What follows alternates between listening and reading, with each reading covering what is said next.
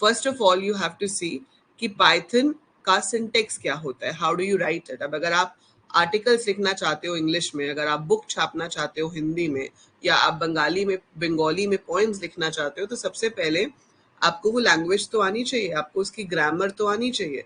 तो जब आपको उस लैंग्वेज के अल्फाबेट्स पता होंगे, ग्रामर पता होगी, तभी तो आप उसमें कुछ लिख पाओगे, है ना, अदरवाइज आप नहीं लिख पाओगे। So if you want to do that, तो उसके लिए आपको लैंग्वेज आनी जरूरी है। इसलिए पहले हम बिल्कुल बेसिक सीखते हैं किसी भी लैंग्वेज का, फिर जाकर उसमें जो हाई एंड सॉफ्टवेयर हैं वो क्रिएट होते हैं। ठीक है। नाउ पाइथन में काम करने के लिए हमारे पास बहुत सारी चीजें हैं। कोई भी जो प्रोग्रामिंग लैंग्वेज होती है, the word program itself means set of instructions. तो प्रोग्राम वर्ड का मतलब ही क्या है, set of instructions used to accomplish a task। So एक सेट ऑफ इंस्ट्रक्शंस जिसके थ्रू आप एक पर्टिकुलर टास्क को अकम्प्लिश कर सकते हो, उसे हम प्रोग्राम कहते हैं। ठीक है। So that is set of instructions used to accomplish a task, that is a Python program. ठीक है। अब पाइथन प्रोग्राम में हमारे पास यहाँ पर जब आप कोड लिखते हो तो वो दो तरह से लिखा जाता है। Code can be written in interactive mode. Interactive mode में हम कहते हैं कि हम प्रोग्राम नहीं लिखते, क्योंकि उसमें आप एक सिंगल इंस्ट्रक्शन देते हो। आपने एक इंस्ट्रक्शन लिखी, एग्जीक्यूट हो गई, आपने दूसरी इंस्ट्रक्शन लिखी, एग्जीक्यूट हो गई। Script mode is where we write a set of statements, उसको हम सेव करते हैं, फिर उसको एग्जीक्यूट करते हैं। तो उसमें जितनी भी स्टेटमेंट्स हैं वो एक एक करके एग्जीक्यूट होती है। मैं आपको एक सिंपल सा एग्जांपल दिखाती हूँ। जैसे कि ये जो मैंने पाइथन ओपन किया, आप पाइथन इंस्टॉल कर लेंगे, आप गूगल पे जाओ, पाइथन डाउनलोड सेलेक्ट करो, आपके पास python.org से पाइथन को डाउनलोड करने की ऑप्शन आ जाएगी। Installation is very simple, you just have to click on next next next, आपका पाइथन इंस्टॉल हो जाएगा। फिर आपको जो ओपन करना है वो है Python IDLE। Can anyone tell me the full form of IDLE? मैंने कल बताया था। हाँ, SQL इंटरैक्टिव मोड में होता है।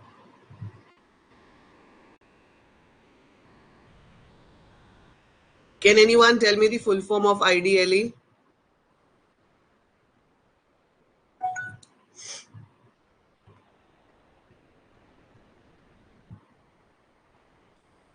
Hello?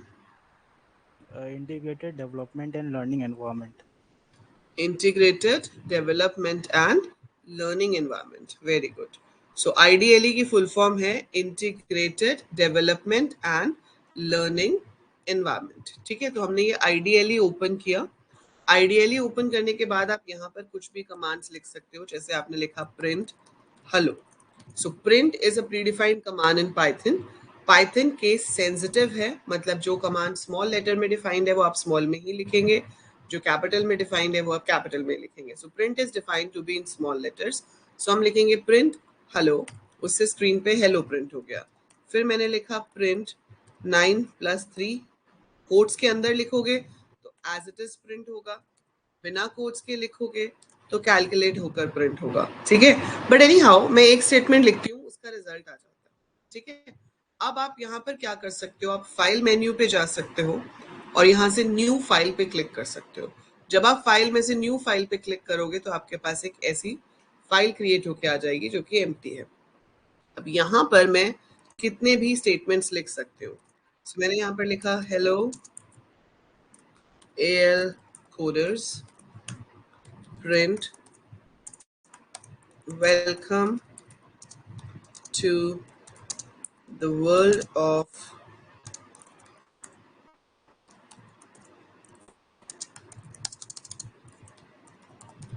Python programming।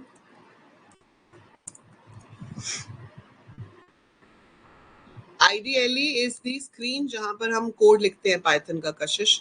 So जब आप पाइथन इंस्टॉल करोगे तो वो अपने आप इंस्टॉल हो जाता है, and this is the place where you're actually going to write the code।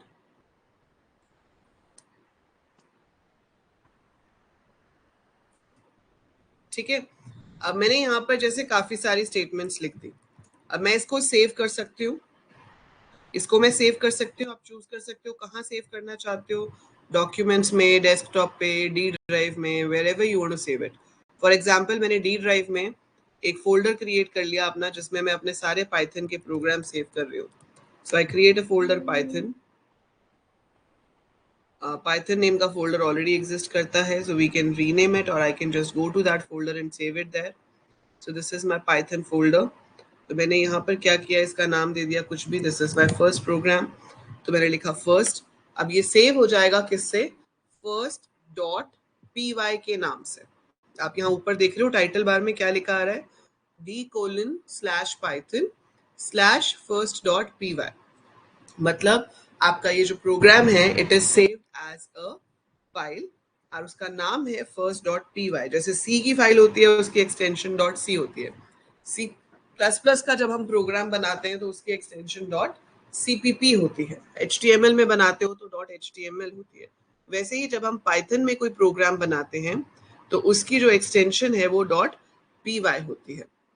अभी ये तीनों कमांड्स मैंने यहाँ पे लिखी, पर क्या आपको तीनों में से किसी का रिजल्ट दिखाई दे रहा है? Can you see the result of any of the three over here? नहीं ना, कोई भी एग्जीक्यूट नहीं हुई। इंटरैक्टिव में क्या हो रहा था, इंटरैक्टिव में मैं जैसे ही कमांड लिख रही थी वैसे ही रिजल्ट आ रहा था। आपने कमांड लिखी, रिजल्ट आ गया, आपने अगली कमांड लिखी, रिजल्ट आ गया। यहाँ पर ऐसा नहीं हो रहा है, यहाँ पर मैंने कमांड्स लिखी लेकिन रिजल्ट अभी किसी का भी नहीं आया। तो मैंने इसको सेव किया और सेव करके मैंने इसको रन मेन्यू में से जाकर एग्जीक्यूट किया, रन मॉड्यूल, या आप शॉर्टकट की भी प्रेस कर सकते हो, that is F5। So F5 is the shortcut की टू एग्जीक्यूट। सो मैंने इसको रन किया and now you can see I wrote 3 print statements और वो तीनों प्रिंट स्टेटमेंट्स का रिजल्ट आ रहा है। यहाँ पे वो दिखा भी रहा है कि किस फाइल को एग्जीक्यूट किया है, first.py को। Getting it?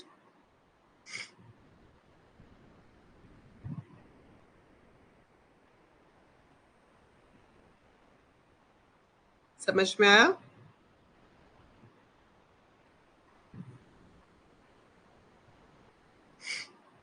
ठीक है, so that is the difference between script mode and interactive mode.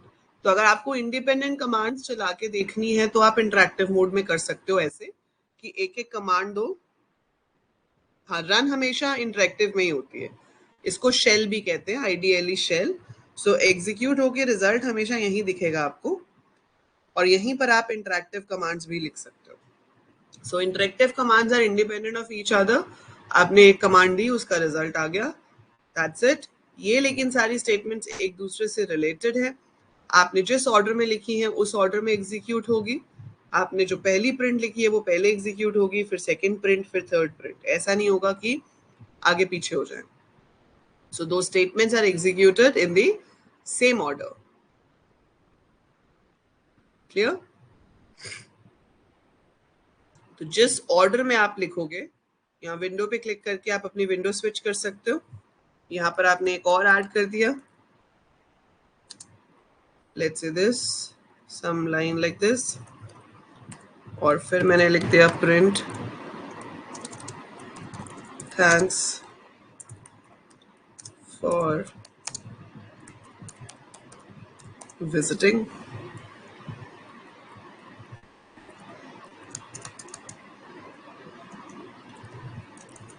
And then you want this line to be again, तो कॉपी पेस्ट भी कर सकते हैं लाइक दिस।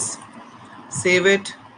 जब भी चेंजेस करोगे सेव करना है और फिर एग्जीक्यूट करना है, तो you can see the changes in the result also. समझ आया? यहां तक क्लियर है सबको?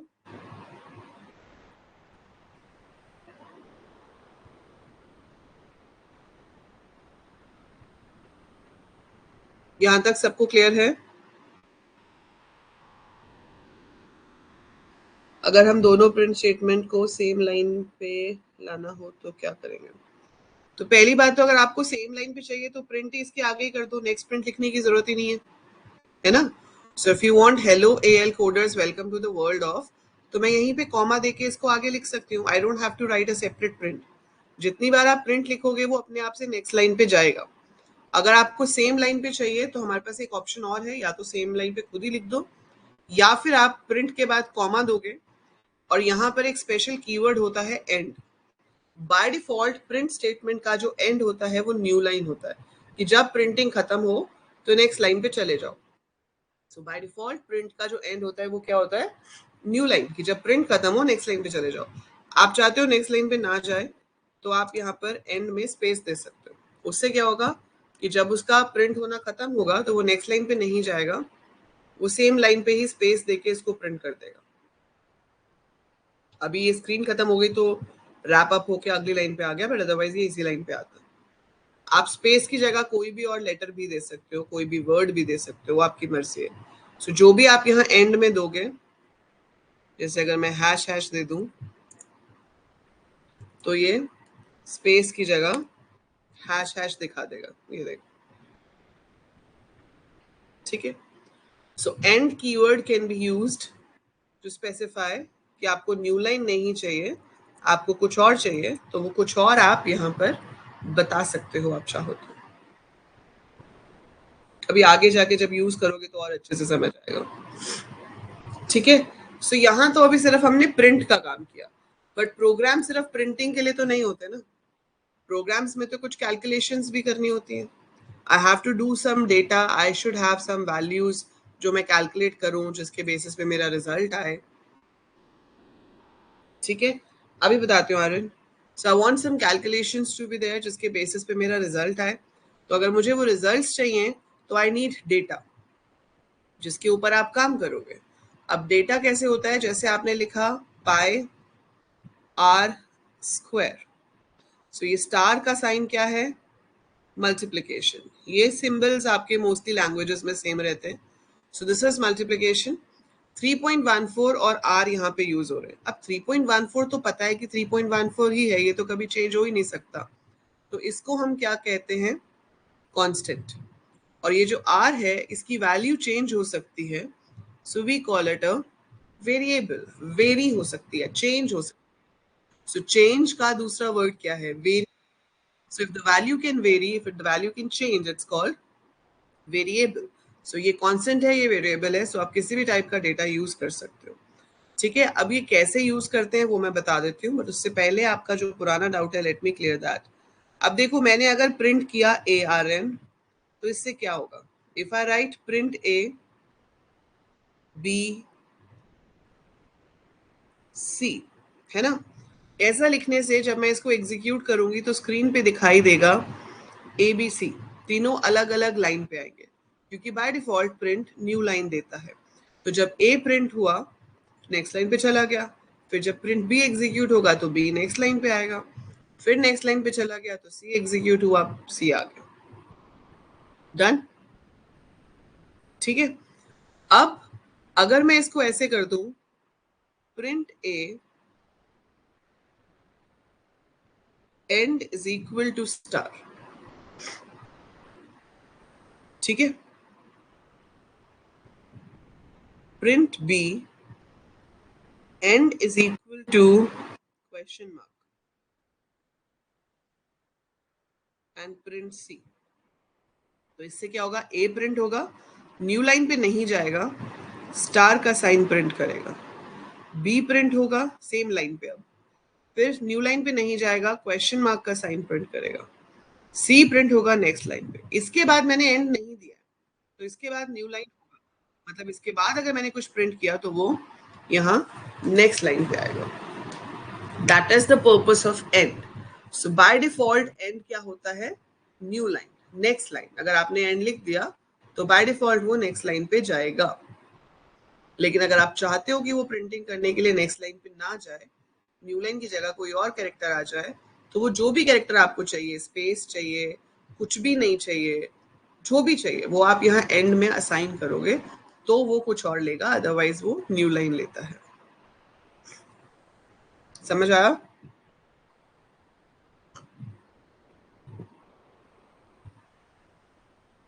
हाँ,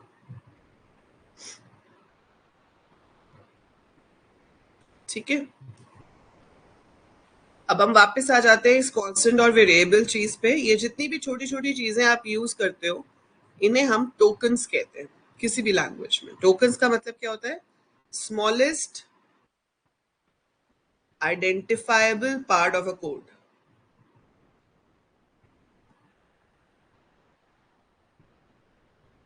जीरो को कोट्स में दोगे तो जीरो लिखा हुआ आ जाएगा कशिश, इंटेजर वैल्यू नहीं दे सकते. Zero has to be given in quotes. हाँ, integer value can not be given. अगर आपको जीरो देना है तो आपको जीरो को कोट्स में देना पड़ेगा ऐसे. और फिर वो कैसे प्रिंट करेगा? A 0 B 0 C. तो जो भी कैरेक्टर आप दोगे it will print that character. Character क्या, पूरी की पूरी स्ट्रिंग भी हो सकती है, आप पूरा वर्ड भी लिख सकते हो. String basically. So you have to give a string. जो भी स्ट्रिंग हम देंगे वो स्ट्रिंग वहां पे प्रिंट हो जाएगी. ठीक है. अब जब हम स्ट्रिंग और इंटीजर की बात कर ही रहे हैं तो ये क्या होते हैं? Data types. तो कांस्टेंट जब आप यूज कर रहे हो तो किस किस तरह का कांस्टेंट आप यूज कर पाओगे? सो अगर हम कांस्टेंट की बात ही करते हैं तो कांस्टेंट वो वैल्यू है जो during the program execution same रहती है, चेंज नहीं होती. उसको हम लिटरल भी बोल सकते हैं. So literal is a technical term for constant. So it's a value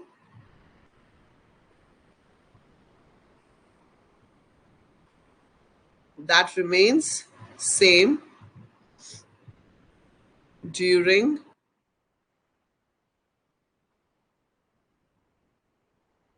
execution of the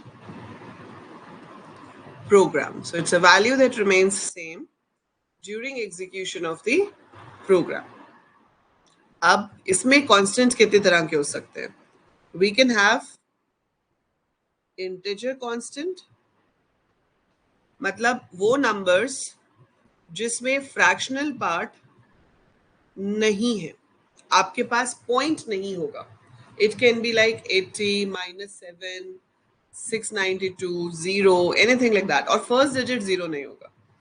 First position पे 0 नहीं use करोगे आप. It has to be a non-zero digit. बाकी आप कोई भी number बना लो, वो आपका integer होगा.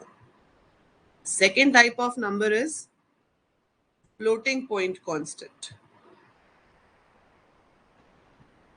और in simple words, float. So float can be a number in points, जहां पर आपका number points में होता है. ठीक है, ये कंसेप्ट मोस्टली लैंग्वेजेस में सेम होते हैं, राइट? सो ये आपके फ्लोटिंग पॉइंट हो गए. Then you have string. String का मतलब है सिंगल कैरेक्टर और मल्टीपल कैरेक्टर्स. पाइथन में स्ट्रिंग्स को हम सिंगल कोट्स में भी लिख सकते हैं, डबल कोट्स में भी लिख सकते हैं. सो हेलो ऐसे भी लिखा जा सकता है, हेलो ऐसे भी लिखा जा सकता है.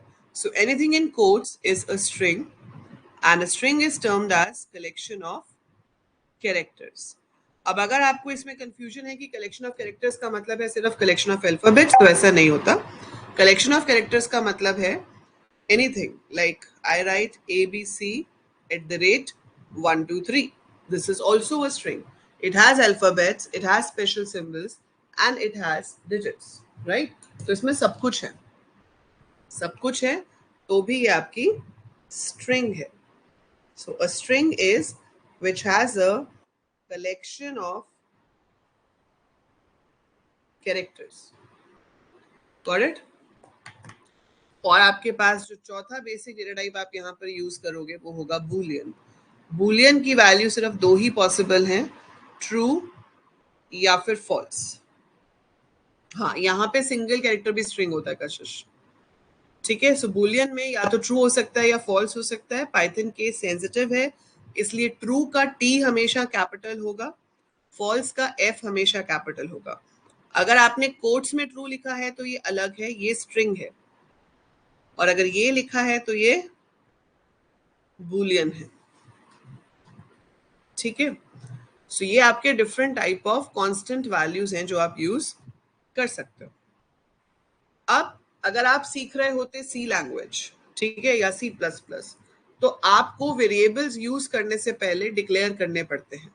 सो before you use variables you need to declare them कि उसमें इंटीजर स्टोर होगा या उसमें फ्लोट स्टोर होगा, और फिर जाके आप उसमें वैल्यू स्टोर करते हो. पाइथन में ऐसा नहीं होता. पाइथन के वेरिएबल्स ऑटो डिक्लेयर होते हैं. सो वेरिएबल्स क्या होते हैं यहाँ पे? Named, memory locations used to store data, value of a variable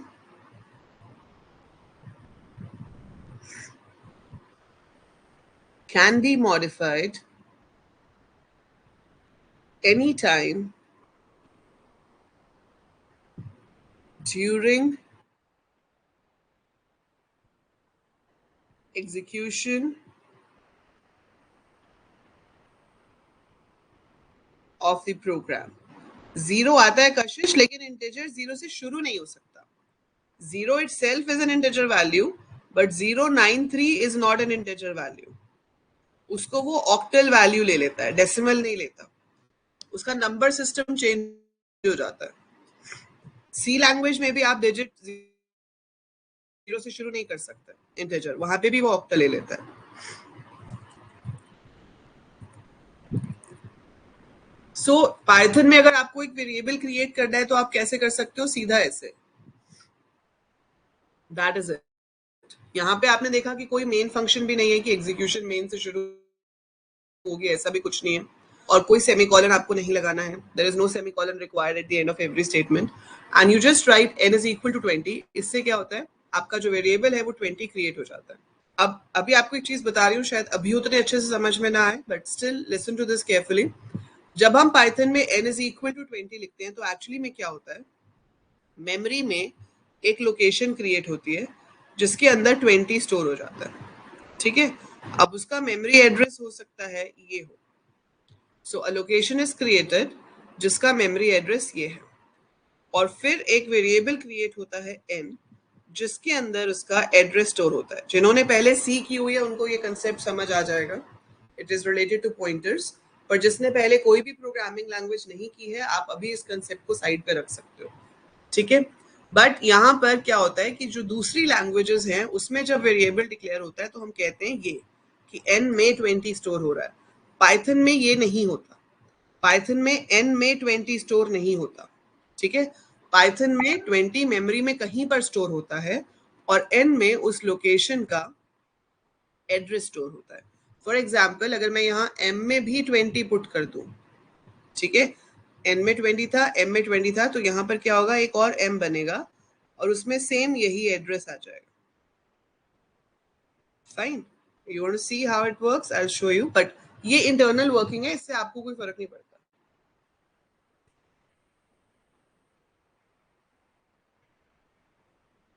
I will show you.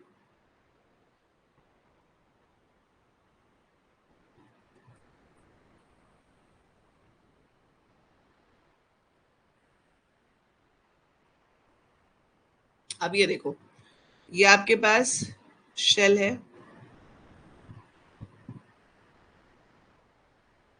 यहां पर मैंने लिखा n इज इक्वल टू 90. ठीक है. फिर मैंने लिखा m इज इक्वल टू 90. मैं प्रिंट n करूंगी तो 90 प्रिंट होगा. मैं प्रिंट m करूंगी तो भी 90 प्रिंट होगा. पाइथन में we have a function called id जो किसी भी जगह का एड्रेस बताता है. आपने id ऑफ n प्रिंट किया, सम नंबर इज बीइंग प्रिंटेड. पीछे वाला देख लो 6104 है. आप id ऑफ m प्रिंट करो, you can see it's the same address. तो यहाँ पे जो मेमोरी लोकेशन मिलती है वो वैल्यूज को मिलती है. ठीक है. सिंस सेम वैल्यू जो है वो स्टोर हो रही है n और m में, तो id भी दोनों का सेम है. अगर आप वैल्यू चेंज कर दोगे तो id भी चेंज हो जाएगा. तो अब id ऑफ m देखूंगी तो अलग आएगा, id ऑफ n देखूंगी तो अलग आएगा. ठीक है. सो जो सिमिलर वैल्यूज हैं उनका id भी सेम होता है. That's how you create variables in Python. तो वेरिएबल क्रिएट करना पाइथन में बहुत ही सिंपल है. कोई डेटा टाइप नहीं बताना आपने. जो भी आप स्टोर करना चाहते हो डायरेक्टली स्टोर करो. ठीक है. सो मेरे को यहाँ पे प्रिंट करना है वेलकम अंजलि. सो मैं वेलकम ए अगर लिख दूंगी तो ऐसे ही प्रिंट हो जाएगा. आपको अंजलि की वैल्यू चाहिए तो कोई कैरेक्टर स्पेसिफायर नहीं देना है. वेलकम के बाद कोट्स बंद करो, कॉमा दो, ए दो, ब्रैकेट बंद करो, एंटर करो, वेलकम अंजलि आ गया. ठीक है. सो हम किसी भी टाइप का वेरिएबल डायरेक्टली वैल्यू असाइन करके क्रिएट कर सकते हैं. आपको वेरिएबल को क्रिएट करने के लिए हाँ, n की वैल्यू सेम रहेगी, m को चेंज करने से n पे कोई फर्क नहीं पड़ेगा।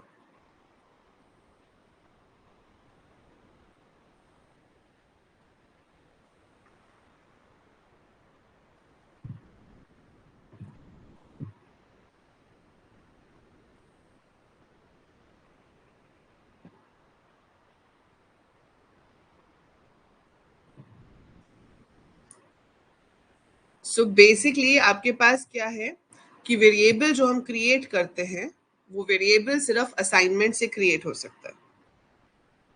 वही तो कह रही हूँ ना कि n और m का एड्रेस अलग अलग होगा पर वो वैल्यू सेम को पॉइंट करेंगे, और आईडी जो है वो उस एड्रेस को बताता है जिसको वो पॉइंट कर रहे होते हैं। So variables are created automatically on assignment। अभी किसी ने पूछा था सिंगल इक्वल टू और डबल इक्वल टू में क्या फर्क है। बेटा डबल इक्वल टू अभी हम आगे करेंगे, बट फिर भी आपको बता देती हूँ कि अगर आप सिंगल इक्वल टू लिखते हो उसका मतलब है असाइनमेंट। ठीक है, पाइथन में कमेंट्स देने हो तो आप हैश साइन के साथ कमेंट दे सकते हो। अगर मैं हैश के आगे कुछ भी लिखूंगी तो दैट्स अ कमेंट। कमेंट मतलब नॉन एग्जीक्यूटेबल स्टेटमेंट, तो वो एग्जीक्यूट नहीं होती है। और पाइथन जो है वो आपकी इंटरप्रेटेड लैंग्वेज है, सो इसमें एक एक लाइन करके एग्जीक्यूट होता है कोड आपका। सो n इज इक्वल टू 50 मैंने किया, ये असाइनमेंट है। अगर आप n डबल इक्वल टू 50 लिखोगे तो इसका आंसर या तो ट्रू आएगा या फिर फॉल्स आएगा, क्योंकि ये जो डबल इक्वल टू है इट्स अ रिलेशनल ऑपरेटर जो चेक करके बताता है कि n की वैल्यू 50 है या नहीं है। It checks if two values are equal और नॉट। अगर इक्वल है तो ट्रू देगा, और अगर इक्वल नहीं है तो फॉल्स देगा। ठीक है, but variables are created not logical. बेटा लॉजिकल अलग है, लॉजिकल एंड और नॉट होते हैं। It's a relational operator. Double equal to is a relational operator.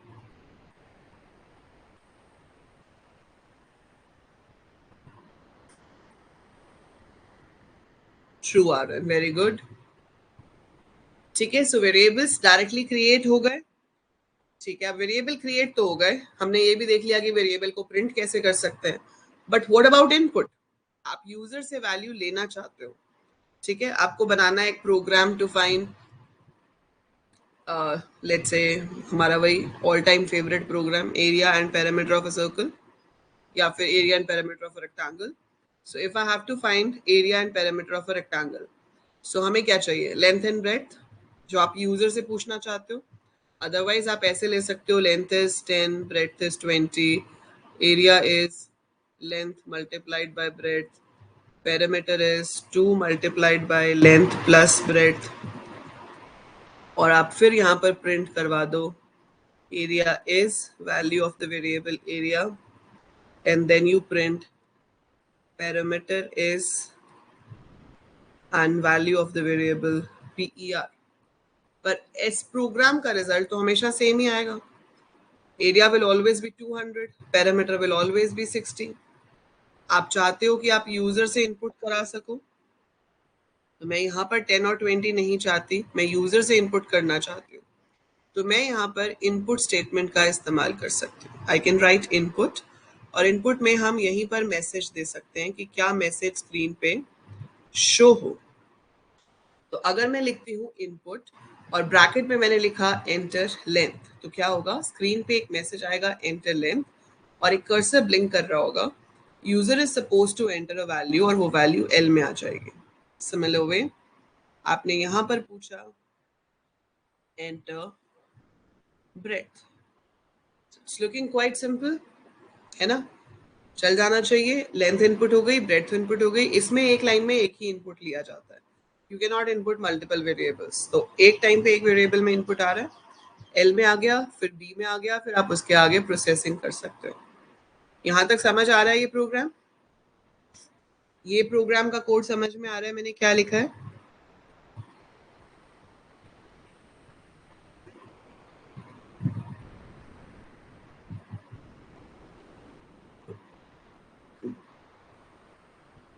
ठीक है, अब इसमें प्रॉब्लम कहाँ आएगी कि ये आपको एरर देगा। क्यों एरर देगा?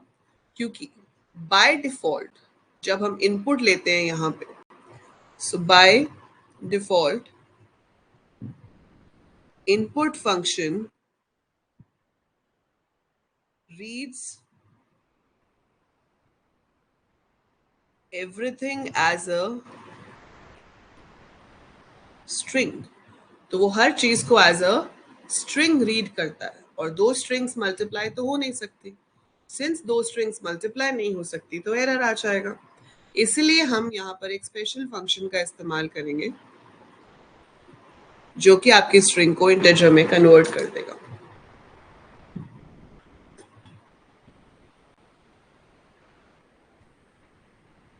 अगर आप फ्लोट में कन्वर्ट करना चाहते हो तो आप इंट की जगह पर फ्लोट भी लिख सकते हो। मैं आपको ये एग्जीक्यूट करके दिखाती हूँ कि ये कैसे काम करेगा। So let's remove this and start coding here. So मैंने लिखा L is equal to input, enter length, B is equal to input, enter breadth, area is equal to L into B, parameter is equal to 2 multiplied by length plus breadth। फिर हमने print करवा दिया area is area, फिर print करवा दिया parameter is PER। So done. I save this program and I run this.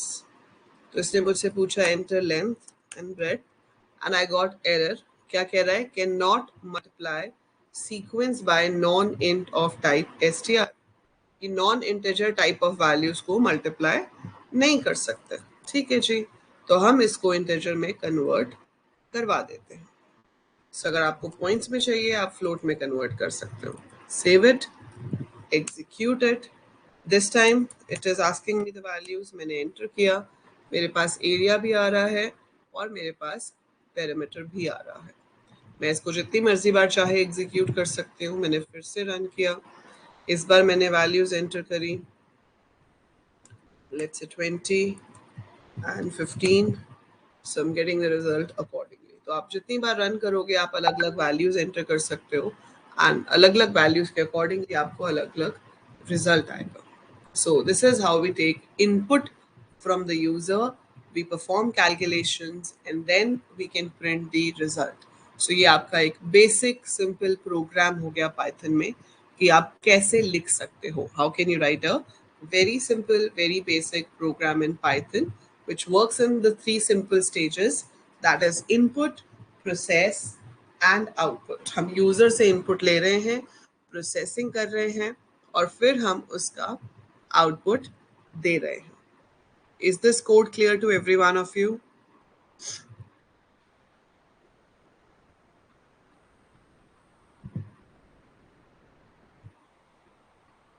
ये समझ में आया सबको?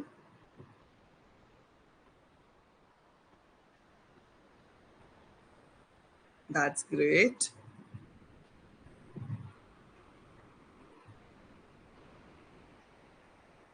एरर का क्या रीजन था? स्ट्रिंग थी ना आर्यन, वो स्ट्रिंग जो है that can not be multiplied. दो स्ट्रिंग्स को हम मल्टीप्लाई नहीं कर सकते। जो मल्टीप्लिकेशन ऑपरेटर है वो स्ट्रिंग्स पे काम करने के लिए नहीं बना है। So two strings can not be multiplied.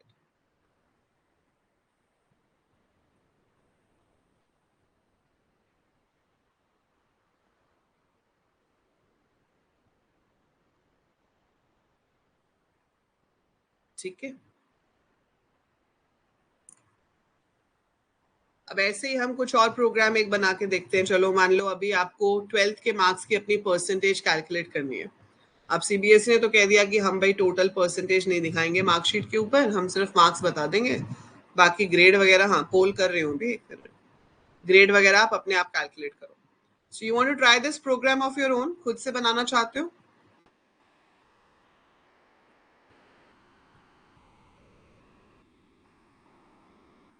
To input marks in 5 subjects, calculate total and percentage marks. So you have to write a program to input marks of a student in 5 subjects, calculate total and percentage marks. ठीक है. और एक बहुत important चीज जो अभी हमने आज डिस्कस नहीं की वो थी कि वेरिएबल्स के जो हम नाम देते हैं वो बहुत इंपॉर्टेंट होते हैं ना. वेरिएबल्स के नाम देने के भी कुछ रूल्स होते हैं, जैसे कहते हैं rules for naming and identifier. So rules for naming an identifier is same as we have in other programming languages. कि जब आप वेरिएबल्स को कुछ भी नाम दोगे तो वो जो नाम है आपका उसके जो रूल्स हैं वो आपको फॉलो करने पड़ते हैं. Rules for naming N identifier. Identifier मतलब वेरिएबल का जो नाम दे रहे हैं. एक तो only alphabets and digits along with underscore can be used. सिर्फ अंडरस्कोर स्पेशल सिंबल है जो यूज हो सकता है. आप वेरिएबल के नेम में कोई स्पेस यूज नहीं कर सकते, कोई स्पेशल सिंबल यूज नहीं कर सकते एक्सेप्ट अंडरस्कोर. जो कीवर्ड्स हैं, जो वर्ड्स ऑलरेडी ट्रांसलेटर को पहले से डिफाइंड होते हैं वो यूज नहीं हो सकते. Keywords can't be used. Very good. Digit cannot be used at first place.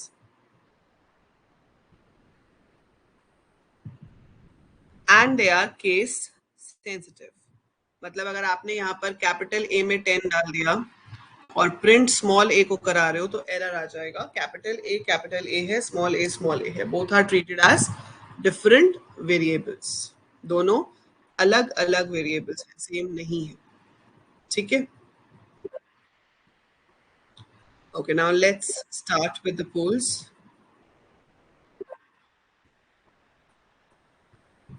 Just give me 2 minutes for that.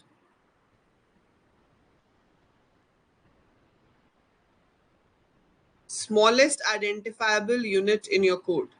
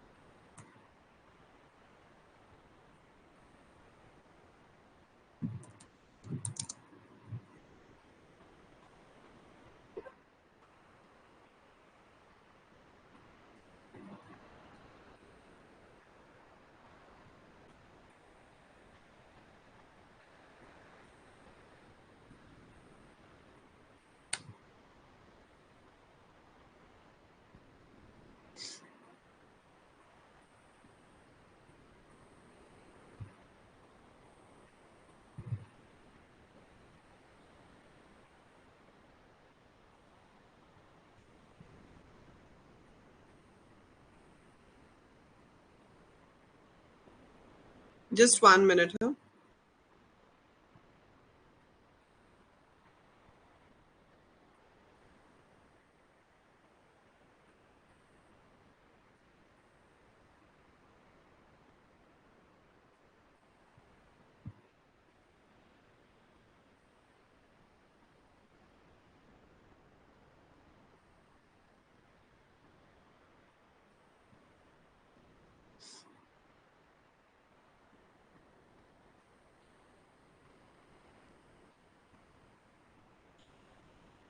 Okay, so question is visible to you, right?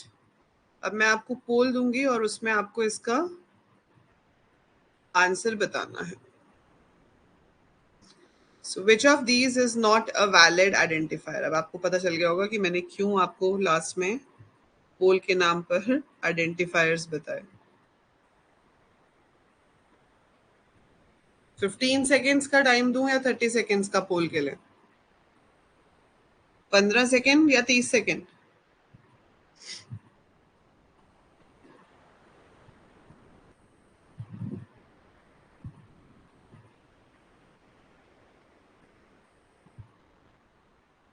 पंद्रह. ठीक है.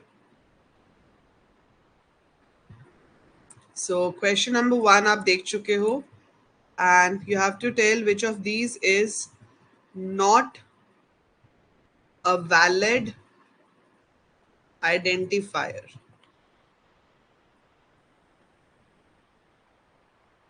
And here is your poll.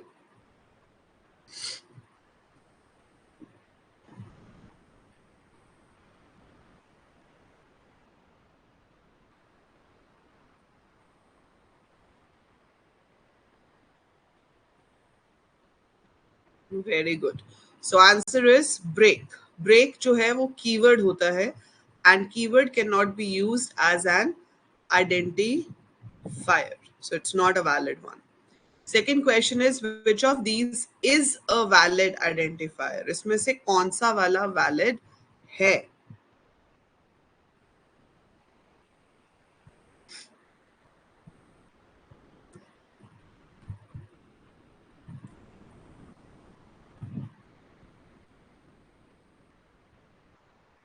Here is your poll.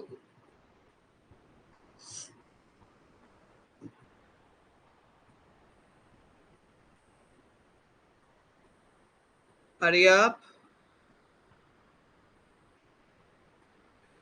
क्या बात है भाई, 2 लोगों ने attempt क्यों नहीं किया? सो इसका आंसर है प्रॉफिट. ठीक है, फॉर तो बेटा कीवर्ड है, it can not be use as a valid identifier. Total salary में स्पेस है, इसलिए वो भी यूज नहीं हो सकता as an identifier because space is not allowed. And s dot P dot dot is a special symbol which is not allowed, so we can not use dot as well.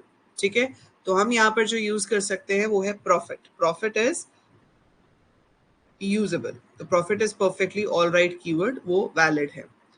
Which of these has the highest precedence? इन operators में से सबसे पहले कौन सा operator execute होगा? अब जिन लोगों ने कल की क्लास अटेंड नहीं की थी बेटा, जो डबल स्टार साइन है, बाकी तो आपके ऑलमोस्ट सिमिलर हैं, पर डबल स्टार साइन का पर्पस होता है raise to the power calculate करना. So double star sign is used to find raise to the power. बाकी सब आपको पता ही है. एंड हियर इज योर पोल.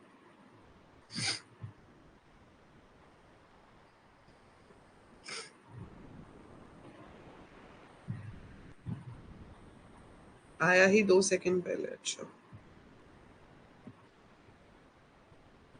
सो इसका आंसर है double star, that is exponent. Hint तो मैंने आपको दे दिया था, है ना? तो सबसे पहले जो आपका आंसर है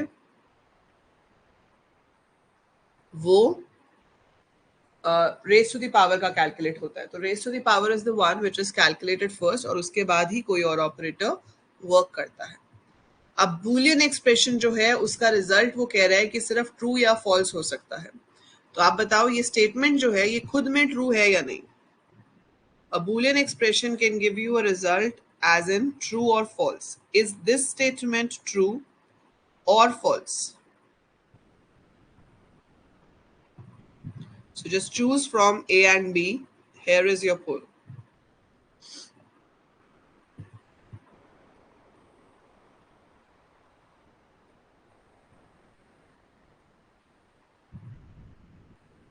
Very good. Everyone has given the correct answer. So yes, it's true. So Boolean का मतलब ही है true. Which of these has the lowest precedence? अगर कोई भी एक expression है तो उसमें सबसे आखिरी में कौन सा ऑपरेटर एग्जीक्यूट होता है?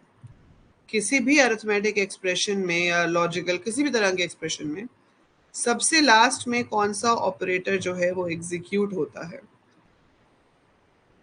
Out of these given 4 operators, and here is your poll.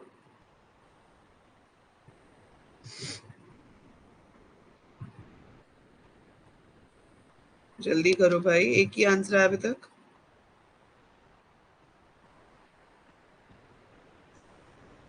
Okay, so it's equal to assignment. सारी कैलकुलेशंस हो जाती हैं और आखिरी जो काम है वो होता है असाइनमेंट का. So after 5 questions, this is your leaderboard. We have Kashish on rank 1, then is Anish, and then is Aryan. So Kashish rank 1 पे है, then है Anish and Aryan. We'll have 5 more questions. So आगे चलते हैं. What will be the output of this? Kashish, इसमें जो double slash का sign है ना बेटा, आपने कल क्लास अटेंड नहीं करी थी, वो डिवीजन का साइन है, वो आपको इंटीजर डिवीजन देता है, मतलब it will not give you the result in points, it will give only the quotient, बाकी ऑपरेटर्स आपको पता ही है। आपको बताना है इसका आउटपुट क्या होगा।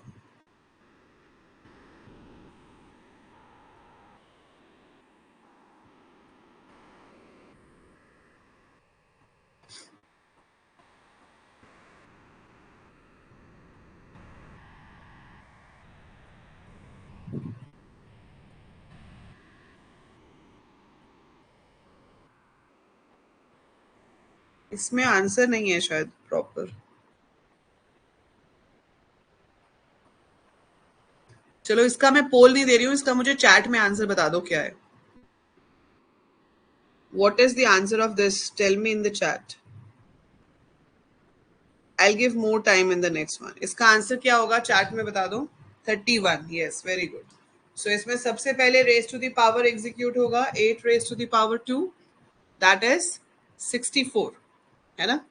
तो सबसे पहले आप जब इसको इवेल्युएट करोगे तो आपका ये काम करेगा, दिस विल गिव यू 64, ये देगा 11, सो ये बन जाएगा 64 minus 3 into 11 plus 8 mod 2 is 0, remainder जो है वो 0 बचता है, तो 64 माइनस 33 आता है विच शुड बी 31, वो ऑप्शन में ही नहीं है, so 31 should be the correct answer for this question. Okay, solve this one.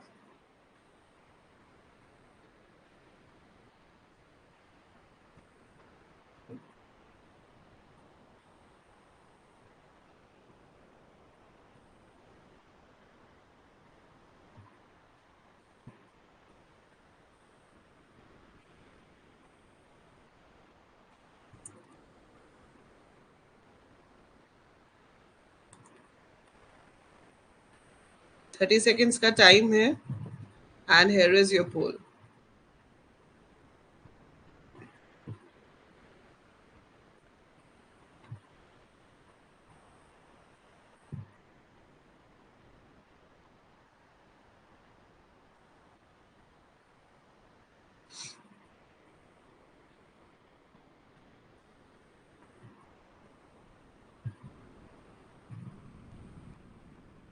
Very good, everyone has given the correct answer, so answer is 10।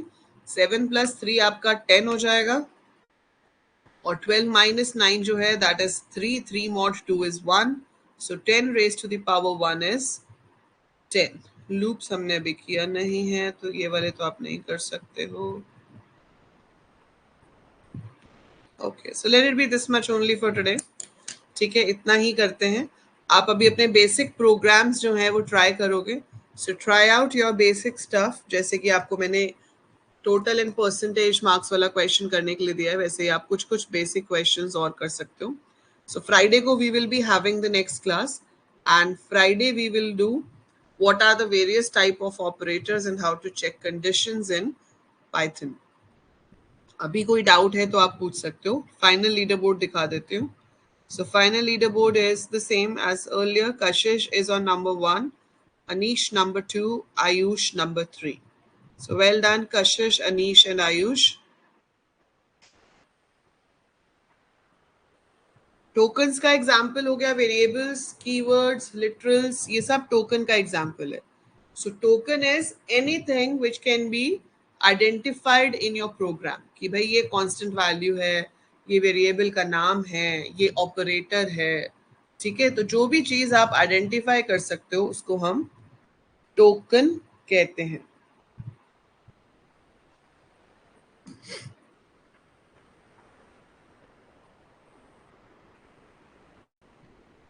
Fine,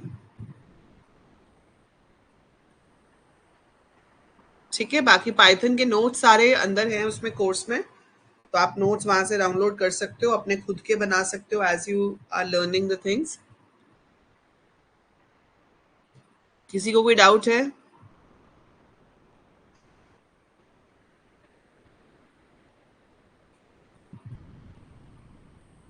yes, 5 जुलाई को 11:30। ठीक है, चलो। इन 2 आवर्स, अच्छा वो वाली अभी कर देती हूँ, और ये वाली तो 2 आवर्स तक आपको रिकॉर्डिंग मिलेगी इसकी, वो वाली मैं अभी डाल रही हूँ, ठीक है। वो पाइथन फोल्डर के अंदर मिलेगी कशिश आपको। चलिए, बाय एवरीवन। क्वेश्चन 2 आ रहे हैं इससे अगला वाला, ये वाला पूछ रहे हो?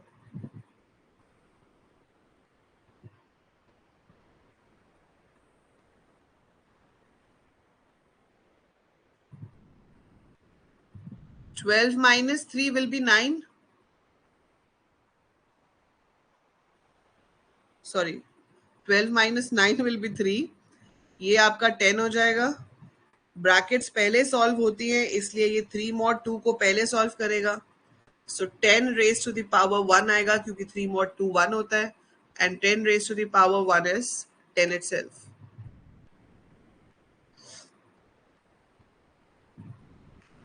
Page 3.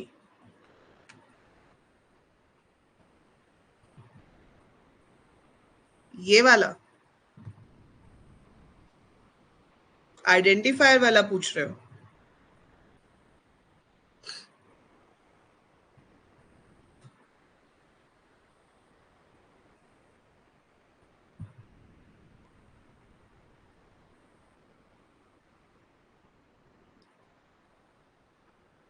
इसमें आपको पूछा है विच of these is a valid identifier,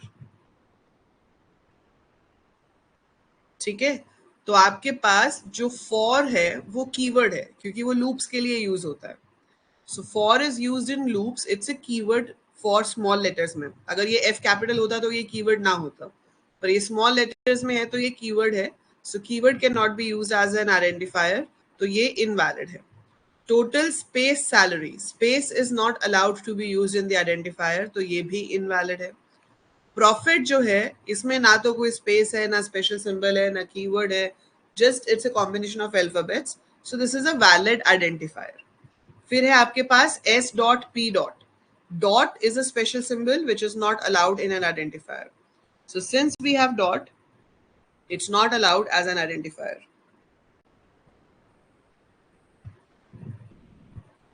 Got it? समझ में आ गया?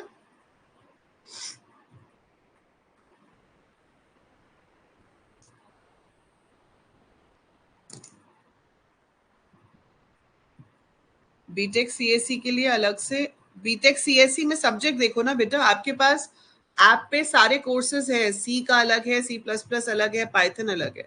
सो यू हैव टू सी कि आपको कौन सी लैंग्वेज है, ठीक है। सो जो लैंग्वेज आपके सेमेस्टर 1 में है आप वो ज्वाइन कर सकते हैं। जब मैं एक लैंग्वेज कराती हूँ तो मैं वो पूरी लैंग्वेज कराती हूँ, इरिस्पेक्टिव ऑफ द थिंग कि वो बीसीए में है, बीटेक में है या बीएससी में है। वो आपका तीनों के लिए सूटेबल होता है, चाहे आप बीटेक कर रहे हो, चाहे आप बीसीए कर रहे हो, चाहे आप बीएससी कर रहे हो, ठीक है। So you can join the same C language classes if you have C in your first semester. अगर C++ है तो आप C++ वाला ज्वाइन कर सकते हो। हाँ, वो सी लैंग्वेज है। प्रोग्रामिंग आपने मुझे अपना सिलेबस दिखाया था, दैट इज सी लैंग्वेज। सी की क्लासेस हम 9 जुलाई से शुरू कर रहे हैं।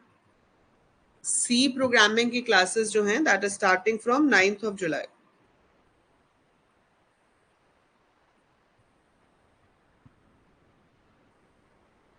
आर्यन, दोनों का सिंटेक्स डिफरेंट डिफरेंट है। If you can cope up you can do.